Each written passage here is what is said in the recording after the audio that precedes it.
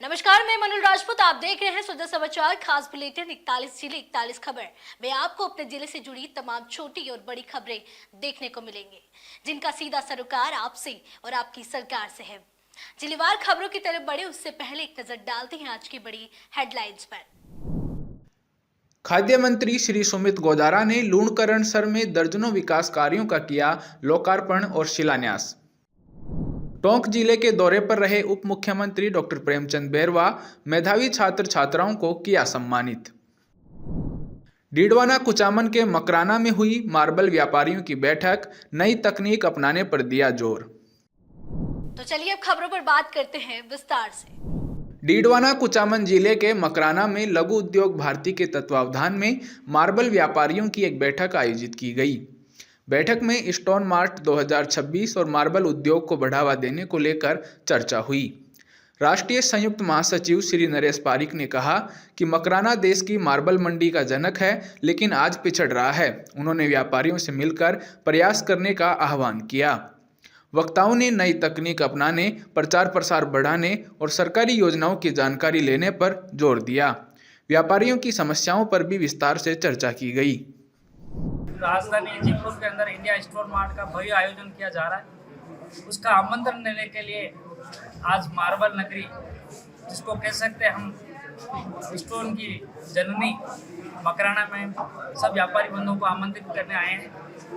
उसमें व्यापारियों को अपना जो भी एग्जीबिटर के रूप में या विजिटर के रूप में जिस तरह से योगदान दे सके, उसके लिए हम आमंत्रित करने आए हैं।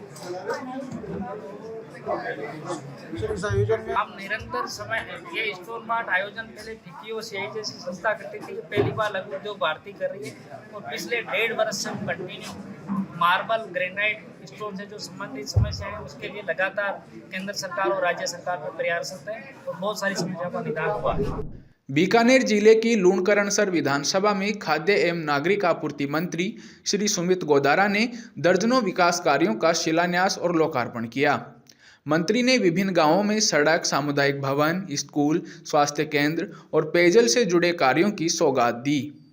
उन्होंने कहा कि मुख्यमंत्री श्री भजनलाल शर्मा के नेतृत्व में प्रदेश में रिकॉर्ड विकास हो रहा है। सड़कों, शिक्षा और स्वास्थ्य सुविधाओं में लगातार विस्तार किया जा रहा है। मंत्री ने अधिकारियों को सभी कार्य समयबद्ध और गुणवत्तापूर्ण ढंग से पूरा करने के निर्देश दिए। लगातार 5 गाँव में लगातार कार्यक्रम चल रहे हैं। अब तो हर गांव में हमारा प्रयास है कि अगले 6 महीने में जितने भी काम हैं, मुख्य पानी, लाइट, शिक्षा में और ज़्यादा से ज़्यादा सड़कों का, तो उनमें ज़्यादा उप स्वास्थ्य केंद्र, पशु चिकित्सा केंद्र, पशु केंद्र, तो उनमें ज़्यादा से ज़्यादा काम करके जो गाँव में मूल इंफ्रास्ट्रक्चर की जरूरत है उसको मजबूत करने के उद्देश्य पर हम काम कर रहे हैं। डीग विधानसभा क्षेत्र में शहरी विकास को नई गति मिली है। नगर परिषद क्षेत्र में LSG योजना 2024-25 के तहत करीब 2 करोड़ रुपए की लागत से बनी 4.44 किलोमीटर सीसी सड़कों का विधायक डॉक्टर शैलेश सिंह ने लोकार्पण किया। विधायक ने कहा कि इन सड़कों से लोगों को आवागमन में राहत मिलेगी और शहर का विकास मजबूत होगा।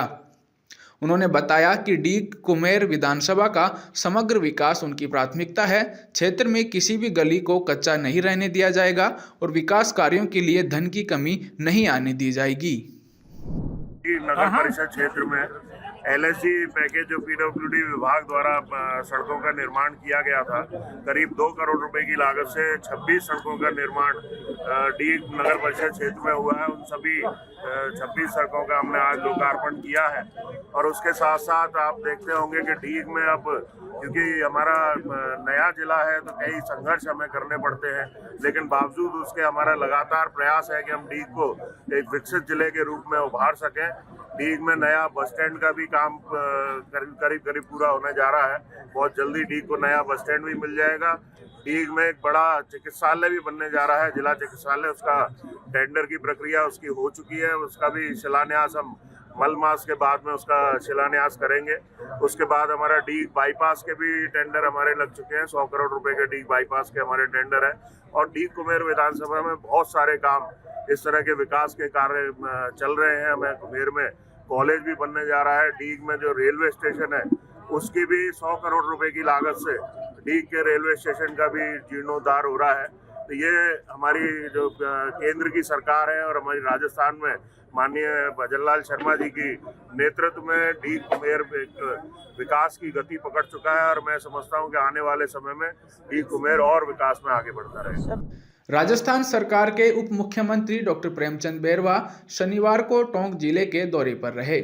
जिला मुख्यालय स्थित परिणय मैरिज गार्डन में आयोजित बैरवा समाज के प्रतिभा सम्मान समारोह में उन्होंने मेधावी छात्र छात्राओं को सम्मानित किया।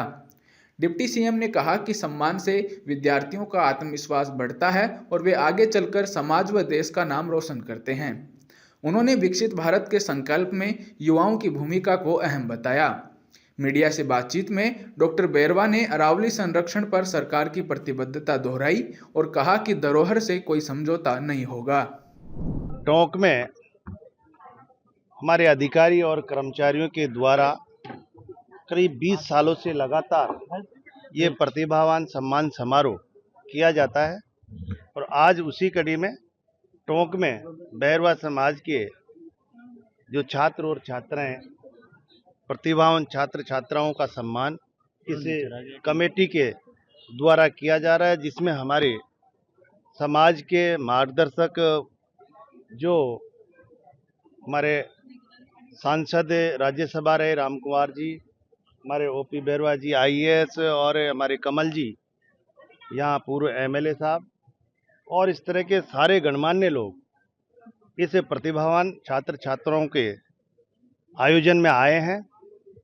एक मार्गदर्शक, एक उन बच्चों का हौसला अफजाई करने के लिए, बच्चों की जो प्रतिभा है उसमें बच्चों के एक ऊर्जा देने का काम करने के लिए सभी अतिथि आए और सभी प्रतिभावान छात्र छात्राएं यहाँ सम्मान लेकर एक उनमें भावना और एक एनर्जी बढ़ेगी ताकि वो आगे जाकर हमारे इस समाज का गौरव, इस क्षेत्र का गौरव बने और आगे हमारे यशस्वी प्रधानमंत्री नरेंद्र मोदी जी का जो विकसित भारत का सपना है उसमें उनका सहयोग मिले और उसी सहयोग को संकल्पित करते हुए हमारे यहाँ के यशस्वी मुख्यमंत्री भजनलाल शर्मा जी ने भी विकसित राजस्थान का सपना संजोया है, जो हमारे इन प्रतिभावान छात्र छात्राओं के सहयोग से आगे जाकर जो विजन है वो विजन पूरा होगा, क्योंकि आने वाला 2047 इन प्रतिभावान बच्चों के हाथ में वो विकसित देश हो।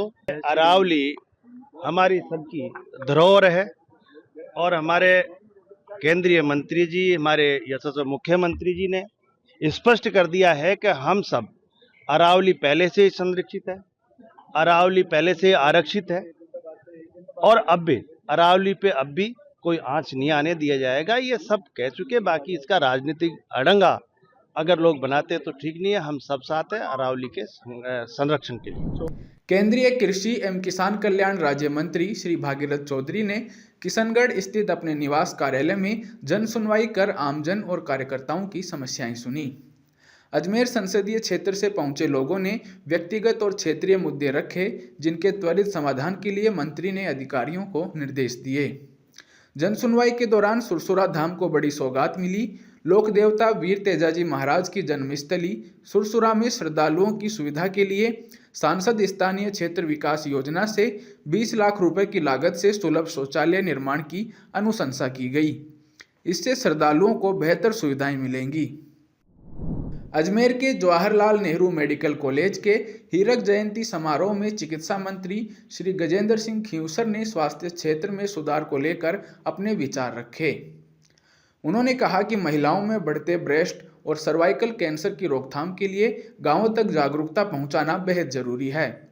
मंत्री ने चिकित्सकों से आह्वान किया कि वे ग्रामीण क्षेत्रों में सक्रिय भूमिका निभाएं। उन्होंने बताया कि सरकार स्वास्थ्य सुविधाओं के विस्तार के लिए संसाधन उपलब्ध करा रही है। समारोह में विधानसभा अध्यक्ष श्री वासुदेव देवनानी ने भी चिकित्सा क्षेत्र में विश्वास और सेवा भावना पर जोर दिया। जयपुर में जिला प्रशासन ने फील्ड में उतरकर जन कल्याणकारी योजनाओं का व्यापक निरीक्षण किया।